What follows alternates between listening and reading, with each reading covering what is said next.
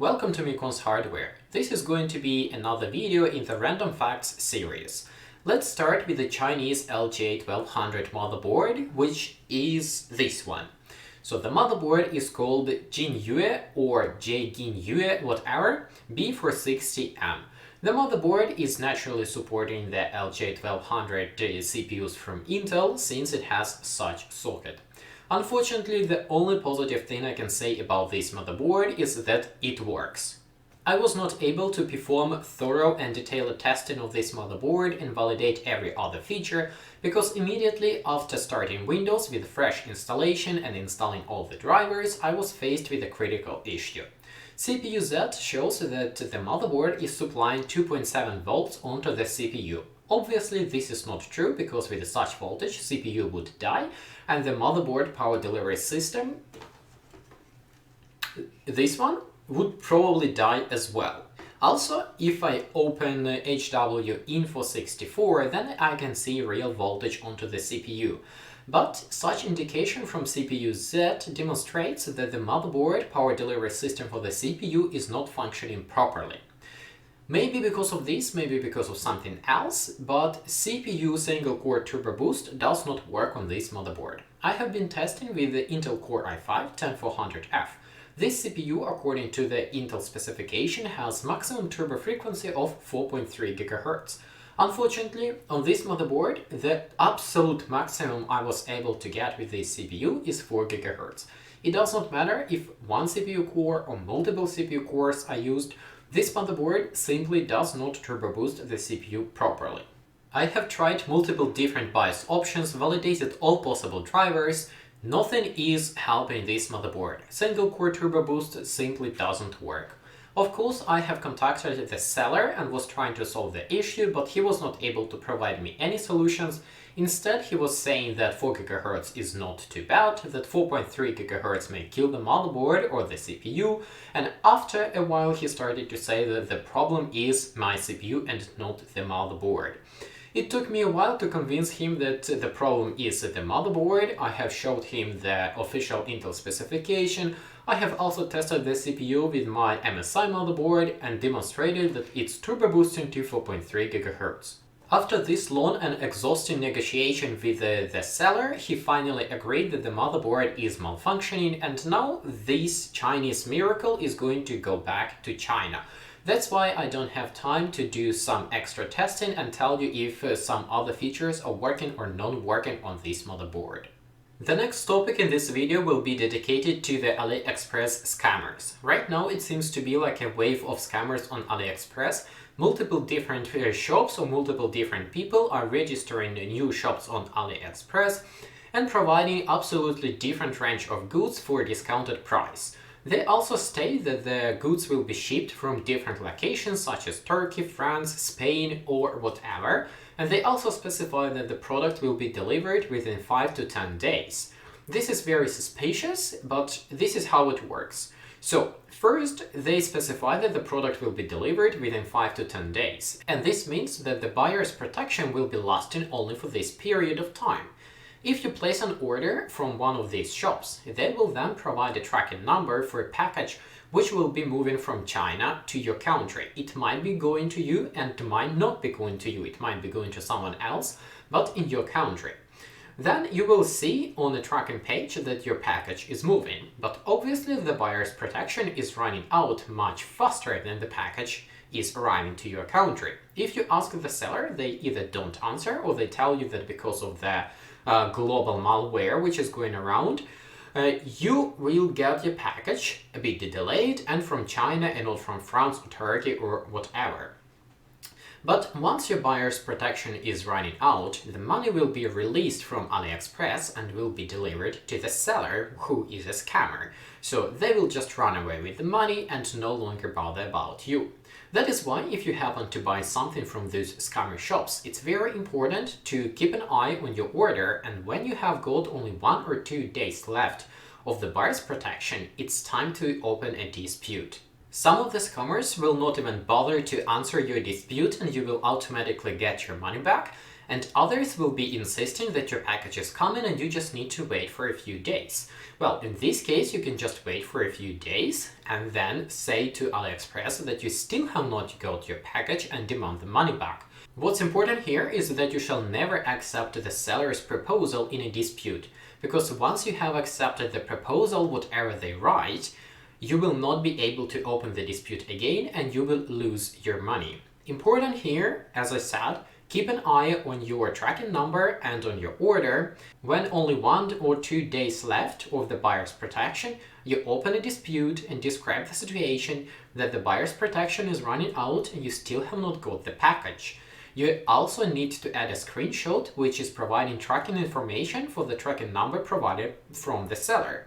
It is also good to specify that the seller stated that the package will be going from France, Turkey, or whatever other country, but in reality the package is moving from China. With this information, AliExpress will be most likely on your side and you will be able to get your money back. But if you miss the buyer's protection time or you agree on the seller's proposal in the dispute, you will never get your money back and this scammer will run away with your money. Another painful subject is graphics card. By the end of 2020 and at the beginning of 2021, it's almost next to impossible to find a graphics card for decent price. Everything is out of stock and the prices are absolutely outrageous. That's why Chinese not so honest sellers are trying to take advantage of this, and they are selling a bunch of AMD RX 580, 570, 480, 470 which were taken away from the dead mining farms. In the product description they can write whatever. Some of them are writing like refurbished, others are writing that it's not from mining. It does not matter. Even though the price is attractive and you need a graphics card, please do not buy it. Those graphics cards are coming from the dead mining rigs and most likely they already have damaged or dead memory chips or maybe even some damages to the GPU core itself. It could be possible that the graphics card will work for you 1 week, 2 weeks, maybe 1 or 2 months, and then you will start to get artifacts on your screen or the graphics card will just die. Maybe you will be able to get a use of the graphics card if you reduce the GPU clock frequency and the memory frequency, but that's not what you want to do when you're buying a product. You want to enjoy the product and not complain about it. That's why please stay away and do not sponsor those disgusting Chinese sellers who are trying to capitalize on the market and sell you defective or dead product. They know that it's defective and dead, but they are still trying to squeeze as much money as possible. Speaking of graphics card, I have managed to get myself this little beast. It's AMD R9 Fury X liquid cooled. So if you're interested, I might be able to do some benchmarks and show you how this thingy is performing in 2021 with modern games.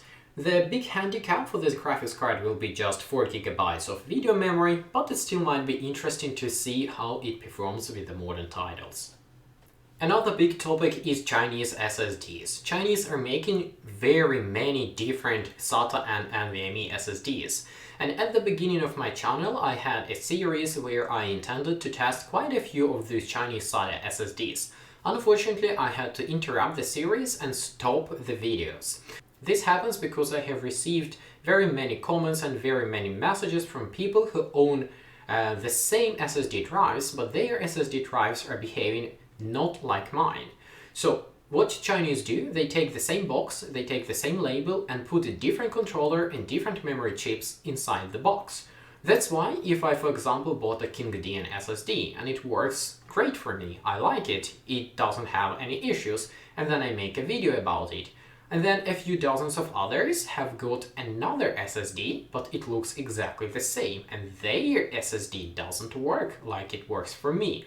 That's why it makes it almost impossible to test these Chinese SSDs and provide you concise and truthful information. That's why I decided to interrupt the series and don't finish it.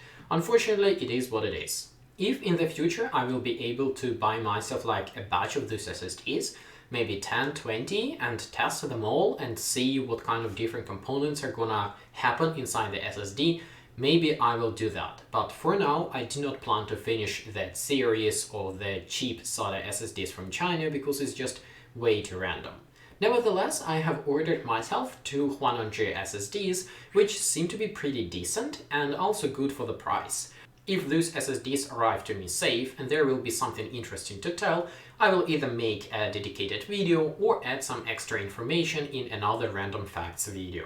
And to finish up this video with something interesting, let's unbox these four Chinese X99 motherboards and at least take a look at them. I have not yet tested a single one of them, so I don't know if they are good or bad, but we can take a look. It's also important to say that I have already unboxed all of them and validated that there are no physical damage, because that's what you have to do when you are receiving a package from AliExpress. All of them are coming with I/O shield, SATA cable, and AM4 cooler bracket for the LG2011 socket. So all of those I have already removed. In the box you will find just the motherboard. So don't panic if you need SATA cable or if you need the AMD mounting bracket for the CPU cooler. They were included, it's just me who removed it. Okay, the first motherboard will be this Kllisre or Machinist X99 Miracle. Let's open the box and see what we have inside. So the motherboard is not wrapped into anything, there is no protection around the motherboard, nothing. Just this plastic foam on top. Now we have I/O shield and the motherboard itself. The motherboard itself looks extremely like Machinist X99Z, but this one is using desktop chipset. I'm not yet sure which one, most likely B85 or something else. And I have also heard that this motherboard has only 2 memory channels, but I also heard that it has 4, so this has to be validated. Here we have 2 M.2 slots, the same as Machinist X99Z, one for SATA, another one for NVMe drives. The power delivery system also consists of just 3 phases, the same as other cheap Chinese motherboards for X99 platform. Radiator is rather small, but I will have to take it off and take a look what kind of MOSFETs they are using there. But most likely the motherboard will not be able to handle E52678v3. These SATA ports are also questionable. It could be that 2 of them SATA 3, 2 of them SATA 2, but it also could be that 4 of them are SATA 3. Basically I have to test and see what this motherboard is capable of. Let's take a quick glance at the I/O side and see what we have here. Basically the standard configuration for an X99 from China with a desktop chipset. This one is a standard Machinist box. I have seen this box with Machinist X99 and X79 motherboards. Let's open it up and take a look. So in the box the motherboard looks just like this, and there are no protections nor on top nor on the sides of the motherboard. But if we take out the motherboard and take a look, we find here some plastic foam for the protection of the bottom, and that's just it. Taking out the motherboard, we figured out that this one looks pretty much like Machinist X99Z as well. But in addition here, we have got an M.2 slot for Wi-Fi adapters. If it's working correctly or not, we will see after testing. CPU power delivery system is still consisting of just 3 phases.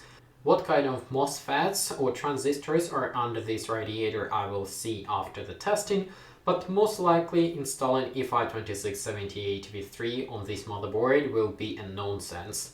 According to the seller's description, the motherboard has quad channel memory configuration, and these 4 SATA slots are actually SATA 3. Of course, everything would have to be tested, and these M.2 slots will have to be tested as well.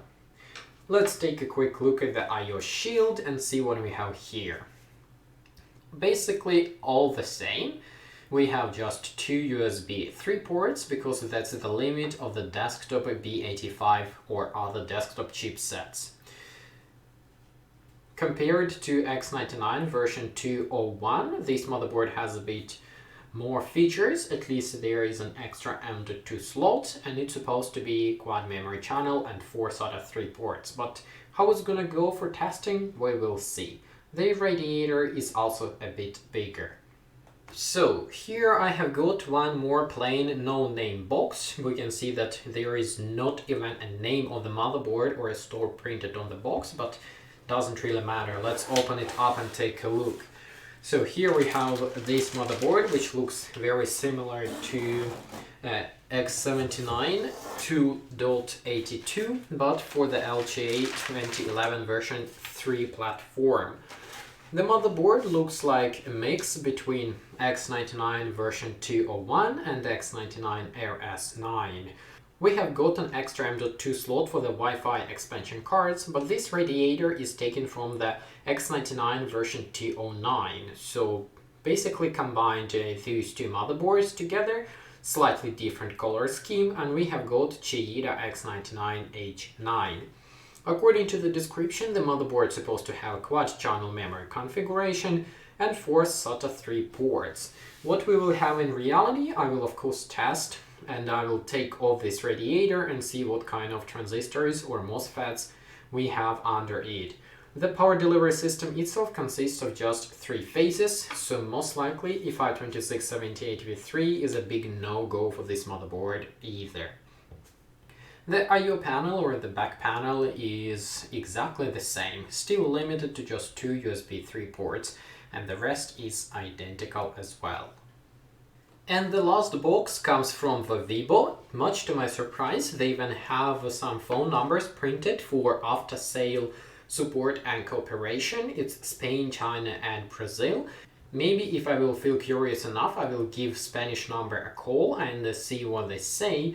Unfortunately, I don't speak Spanish, but maybe they can speak some English. Let's open this beautiful box and see what we have inside. Here we have the best packed motherboard.